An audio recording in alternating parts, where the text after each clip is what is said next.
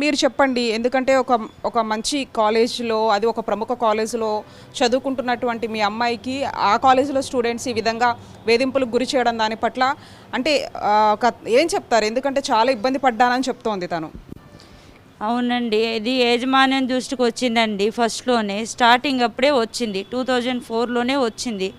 వచ్చినప్పుడు యాజమాన్యం దృష్టిలోకొచ్చినప్పుడు మాకు కంప్లెయింట్ చేయాలి. ప్రతి దానికి కంప్లెయింట్ చేసేవోళ్ళు. హాజరు లేకపోయినా, లేకపోతే డబ్బులు మేము కట్టకపోయినా అన్నిటికి చేస్తారు. పేరెంట్స్ రావాలి, కట్టాలి. మాకు కట్టపోతే ఎగ్జామ్ హాల్ టికెట్లు కానీ ఏమి ఇవ్వరు. ఇంత ఘోరమైన విషయం వాళ్ళ దృష్టికెళ్ళినప్పుడు ఇది చిన్న విషయమా? లేకపోతే ప్రేమించుకున్నామని ఏమన్నా దొరికారా? వాళ్ళు ఏ విధమైన స్థితిలో వాళ్ళకి దొరికారు? అలాంటప్పుడు పేరెంట్స్కి చెప్పరా? నా కూతురు కాదా? నా కూతురేగా, నేను నమ్మి వాళ్ళని ఎందుకు పంపిస్తున్నాను? సమాజంలో కూడా ఉంది పేరెంట్స్ తర్వాత గురువులు తల్లిదండ్రులు లెక్క అని. వాళ్ళ దగ్గరికి పంపించినప్పుడు అలానైనా చేస్తారు వాళ్ళు. వాళ్ళన్నా కనీసం పెద్దోళ్ళు కదా, మెచ్యూరిటీ వచ్చి అంత చదువు చదివారు. నేనన్నా అంత చదువు చదువుకోలేదు. సమాజం దృష్టిలో ఏం జరుగుతుంది, ఎలా జరుగుతుంది, తర్వాత అమ్మాయిని ఎంత వాళ్ళు అరెస్ట్ చేస్తాడు, మరి ఎంత దారుణానికి వెళ్ళిపోయింది అసలు వాళ్ళ స్థితి. ఎందుకంటే వాళ్ళు లవ్ చేసుకుంటే ఏం దొరకలా, వేరే విషయాల్లో దొరికారు. అప్పుడు పేరెంట్స్కి ఇన్ఫామ్ చేయాలి కదా. ఆ పిల్లకి ఇష్టం ఉండి చేస్తుందా, ఇష్టం లేకుండా చేస్తుందా, వీడు బలవంతాన్ని చేస్తున్నాడా, ఏదైనా సరే కాలేజీ యాజమాన్యం తల్లిదండ్రుల దృష్టికి తీసుకురావాలిగా. తీసుకురాకుండా వాళ్ళు ఇంతవరకు దాచిపెట్టారు. నా అంటే ఈ విషయం మీ దృష్టికి ఎలా వచ్చింది? పాపే చెప్పుకుందా? ఏం జరిగింది? అవునండి, పాపే సూసైడ్ అటెంప్ట్ చేసిందండి ఇంట్లో. 17వ తారీఖు, ఫిబ్రవరి 17వ తారీఖు మమ్మీ డాడీ ఫోన్ చేశారు. ఇలా అయిందమ్మా, పాప మాకు అర్థం కావట్లేదు, భయం వేస్తుందని చెప్పేసి నేను ఊర్లో ఉంటాను, ఆమె దగ్గరికి వచ్చేసానండి. ఏం జరిగింది ఏందమ్మా అంటే ఎప్పటికీ అసలు చెప్పట్లేదు. ఎంత అడిగినా చెప్పట్లేదు, భయపడుతుంది. చెప్తే నేనేమంటాను, ఎందుకంటే చెప్పుకునే విషయాలు కూడా కాదు కాబట్టి. కొన్ని మామూలుగా అయితే చెప్పగలిగేదేమో, చాలా దారుణమైన విషయాలు తన జీవితంలో జరిగినాయి. అవన్నీ కూడా వాడు దుర్మార్గంగా ఒక మృగంలాగా, ఒక సైకో లెక్క వాడి ఆలోచన అంతా కూడా. పాపని ఎలా అంటే తనతో ఉండే విషయం కూడా చక్కగా ఆనందంతో గడపాలి వాడు. ఈమె సాడ్తో ఉన్నా వాడికి మూడు రాదంట. అంత దుర్మార్గంగా వాడు క్రూయల్ మైండ్తో వాడు అట్లా చేసాడండి. ఆ విషయం తర్వాత పాప దగ్గర చిన్నగా నిదానంగా నేను చాలా క్లోజ్గా అయ్యి, అమ్మ చెప్పమ్మా నీకు అంతా, మేమంతా కుటుంబం అంతా కూడా తనకి చిన్న పిల్లలతో సహా మేమున్నాం, ఎంత దూరమైనా మేము వస్తాం, చావడానికి కూడా మేము సిద్ధమే నీకోసం, నువ్వు చస్తానని ఇవన్నీ వద్దు, ఏదైనా జరిగితే జరిగినట్టు చెప్పు, దాన్ని క్లియర్ చేసుకుందాం అంతే, నీకు చాలా లైఫ్ ఉంది, నువ్వు ముందుకెళ్ళాలి, ఇందరితో ఆగిపోయేది కాదండి అని మేము ఆమెతో చెప్పినప్పుడు మా మాటలు నమ్మి నిజం చెప్పడానికి ఇష్టపడ్డది. అంటే ఈ కేసులో ఎవరెవరు ఉన్నారమ్మా? ఎవరెవరు పాత్ర ఉంది? ఎవరెవరు మీ పాపని ఇబ్బంది పెట్టారు? అంటే ప్రవీణ్ అనే ఒక అతనండి, వాళ్ళ కాలేజీలో చదువు అయిపోయి వెళ్ళిపోయిన అబ్బాయి. ఆశీష్ అనే అబ్బాయి మెయిన్ అయితే అసలు కాలేజీ వాళ్ళు నా దృష్టికి అయితే.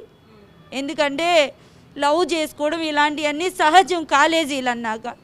ఇలాంటి ఒక విషయం జరిగినప్పుడు వాళ్ళు ఇన్ఫామ్ చేయాలి కదండి, వాళ్ళ దృష్టికి వెళ్ళినప్పుడు ఇన్ఫామ్ చేయాలి. నా దృష్టికి అయితే ఫస్ట్ వాళ్ళు, తర్వాత ఈ ఆశీష్ అనే అబ్బాయి. ఇప్పుడు సంవత్సరంన్నర పాట ఇది జరుగుతున్నప్పుడు ఎప్పుడు ఆ అమ్మాయి డల్గా ఉన్న విషయం కానీ, లేకపోతే ఇంకా కాలేజ్కి వెళ్ళేటప్పుడు వచ్చేటప్పుడు జరిగేటటువంటి తన లైఫ్లో కొన్ని షేర్ చేసుకుంటూ ఉంటారు, ఒకరికి కాకపోయినా ఒకరికైనా షేర్ చేసుకుంటూ ఉంటారు.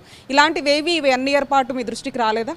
లేదమ్మా, మా దృష్టికి అసలు ఏమీ రాలేదు. మా దృష్టికి ఏమొచ్చిందంటే పాప ఎప్పుడు సిక్ అయిపోతుండేది. మేము ఏం చేసామంటే పిల్లలు కాలేజీ స్టూడెంట్స్ ఏంటంటే ఎక్కువ నైట్ టైం ఉండేసి చదువుకోవడము, చదువు మీద కాన్సన్ట్రేషన్తో ఉండి ఇట్లా ఉండి తినకుండా ఉండటము, ఇలాంటి వల్ల పాప సిక్ అయిపోతుంది. తనకు బ్లడ్ లెవెల్స్, వైట్ సెల్స్ పడిపోవడం, ఇలాంటి ఇష్యూస్ వచ్చాయి, మా దృష్టికి వచ్చాయి. మేము ఆరోగ్యపరంగా మేము ఆలోచించే విధానం ఎలా ఉంటుంది, ఇలానే ఉంటుంది తల్లిదండ్రులకి. వేరే విధంగా మా అమ్మ వెళ్ళిందనేది మేము పెంచిన పెంపకం అది కాదు, చెప్పుకుంటూనే వచ్చాము. ఎక్కడ మోసపోతారో, ఎక్కడ ఏమవుతుందో అమ్మ అని జాగ్రత్త చెప్పుకుంటూనే వచ్చాము. కానీ ఇలాంటి దుర్మార్గులు ఈ విధంగా దించే వాళ్ళు కూడా ఉంటారన్న సంగతి తెలియలేదు. ఆ పాయింట్స్ మెన్షన్ చేయలేదు మా పిల్లలకి. నువ్వు చెప్పు, ఇప్పుడు సంవత్సరం దాంట్లో నిన్ను ఇంత వేధింపులు గురి చేస్తున్నప్పుడు నువ్వు తల్లిదండ్రుల దృష్టికి తీసుకెళ్తానని చెప్పినా కానీ, లేకపోతే పోలీసుల దృష్టికి తీసుకెళ్తానని చెప్పేసి పలానా ఎవరైతే నేను హెరాస్ చేసిన వ్యక్తికి చెప్పినప్పుడు అతను నిన్ను ఏ విధంగా బ్లాక్మెయిల్ చేశారు? నా న్యూడ్ వీడియోస్ న్యూడ్ ఫొటోస్ చూపిస్తానని బ్లాక్మెయిల్ చేశాడు మ్యామ్. నేను పోలీస్ స్టేషన్కి వెళ్ళి అంత ధైర్యం, అసలు ఇంట్లో చెప్పే అంత ధైర్యం కూడా నాకు లేదు మ్యామ్ అప్పుడు అసలు. ఎందుకంటే నా పిక్చర్స్ అన్నీ అతని దగ్గర ఉన్నాయి, ఇంట్లో చూస్తే ఏమవుతుందో అని చాలా భయపడ్డాను మ్యామ్. ఇప్పుడు ఫైనల్గా ఏం చెప్తావు ఈ నీకు జరిగినటువంటి అన్యాయం గురించి? నాకు జరిగింది ఇంకెవ్వరికి జరగకూడదు మ్యామ్. ఎందుకంటే ఆ పెయిన్ అట్లా అది ఎట్లా ఉంటుందో నాకు తెలుసు మ్యామ్. ఇది బతికుండగానే నరకం చేసినట్టు మ్యామ్. సో అది ఎవ్వరికి జరగకూడదు. అలా పోలీసులు అన్నీ ఎంక్వైరీ చేసి ఈ కేసుని బయటికి తేవాలని కోరుకుంటున్నాను మ్యామ్. అమ్మ మీరేం చెప్తారు? అంతే మేడం, నాదైతే చెప్పాల్సింది కాలేజీల్లో కూడా చాలా మార్పులు రావాలి మేడం. వాళ్ళకి తెలిసిన వెంటనే యాక్షన్ తీసుకోవాలి, వాళ్ళు తీసుకోవాలి. పోనీ కనీసం తల్లిదండ్రుల కన్నా చెప్పాలి. అసలు ఫస్ట్ మెయిన్ రీజన్ అయితే తల్లిదండ్రులకు చెప్పాలి. ఈ విషయం దాచేది కాదు. ఇదైతే నేను మరీ ఒత్తి చెప్పగలను. నా దృష్టికి తేవాలి. అన్నిటికీ వాళ్ళు నా దృష్టికి తెచ్చినప్పుడు ఇది ఎందుకు తేదు? నా కుమార్తె జీవితం ఇది, వేరే వాళ్ళ జీవితమా? వాళ్ళ పిల్లలైతే వదిలేస్తారా? ఇప్పుడు సూసైడ్ చేసుకొని చచ్చిపోయి ఉంటుంది. చచ్చిపోయిన తర్వాత ఏం న్యాయం చేస్తారు? ఎవరైనా ఏమి న్యాయం చేయరు. బతికున్నప్పుడే ఏదన్నా ఉంటుంది. అందుకే మేడం కాలేజీలో ఈ వ్యవస్థలు మారాలి, ఈ వ్యవస్థలు మారాలి. ఇలాంటి పిల్లలు ఎవరైతే ఉన్నారో వాళ్ళు క్రూయల్ మైండ్ అసలు అలా తయారవడానికి ఏంటన్నది ప్రభుత్వాలే నిర్ణయించాలి మేడం. మొత్తానికి ఇది పరిస్థితి. అయితే సోషల్ మీడియాలో పరిచయమైన తర్వాత ఎవరైతే సదరు యువతిని లైంగికంగా దాడికి చేసి ఆ తర్వాత తన స్నేహితుడితో కలిసి బ్లాక్మెయిల్ చేయడం జరిగింది. దీనికి సంబంధించి పోలీస్ స్టేషన్కి వెళ్ళడం, అక్కడ కంప్లైంట్ చేయడంతో పాటు కాలేజ్ యజమాన్యానికి సంబంధించి కూడా తమ దృష్టికి ఎందుకు తీసుకురాలేదంటూ వాళ్ళు ప్రశ్నిస్తూ ఉన్నారు.